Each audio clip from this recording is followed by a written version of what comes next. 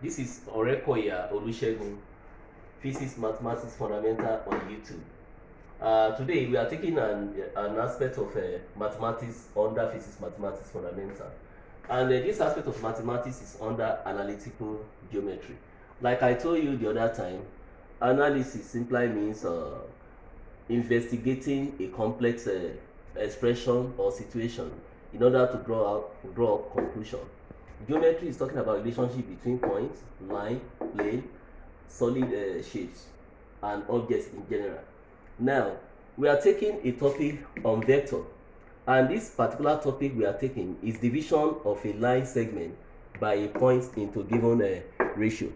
Please, like I said, do not forget to share, like, subscribe, comment, and click on notification button concerning my video so that I can have more. Now, when we talk about the division of a line into a given ratio, let's consider point A, and we consider another point B. Let's locate point P that divide this line connecting A and B into given ratio mn. Now, let's locate a fixed point. This is a fixed point.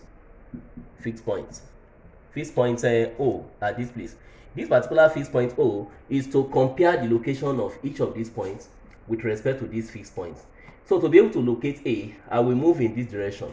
I will show the arrow to show my movement. So what I have here is a position vector of A. So let me represent it with this expression by A.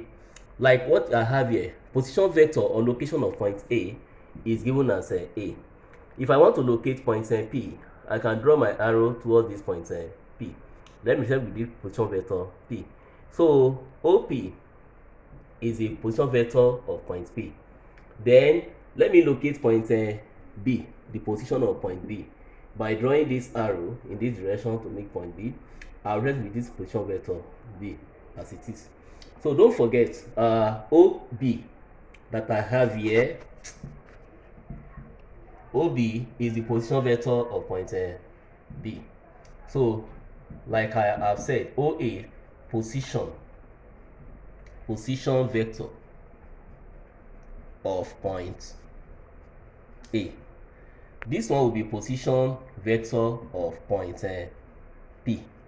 Then the next one will be position vector of point B.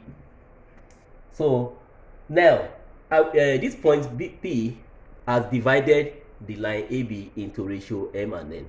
So the ratio R is given as AP over PB. AP divided by PB, which is M divided by N. Now I want to have an expression for AP and expression for BP. Let me start with this AP first. Now, to move from A to P, it's like moving against the direction of A because the arrow of A is up. So like moving against the direction of A, then moving in the same direction of P. So now, AP will now be minus position vector A, then plus position vector P.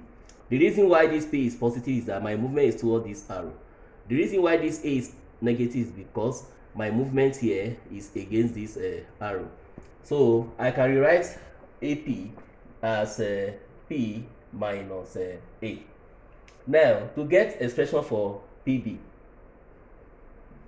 that means moving from P to B. It's like moving against P and moving towards B. So I'm going to have minus position vector P plus position vector B. So having gotten expression for AP, having gotten expression for PB, I can substitute. So I can have this one. This one I can write it as a vector B minus P. So now ratio will now become AP divided by PB. And the AP is P minus A divided by B minus P, which is the ratio Mn. Now, considering this expression I have here, to make P solve the formula, I can cross multiply. So I have N times P minus A is equal to M times B minus P. So by opening the brackets, I have NP minus NA is equal to NB minus NP. So collecting the 2P to one side of the equation and carrying this other one to the other side in order to make P subject of the formula, I have NP plus MP is equal to, carrying this to the other side become positive. I have NB then plus NA. Now I can factorize P out here. P bracket N plus M is equal to NB plus NA. Dividing both sides by N plus M, I have P is equal to NB plus NA divided by N plus M, which is same thing as NB plus NA divided by M plus N. Now there are three cases I want to show us. Some cases. Note these cases. Case 1. If P divides line segment AB equally, then point P become midpoint.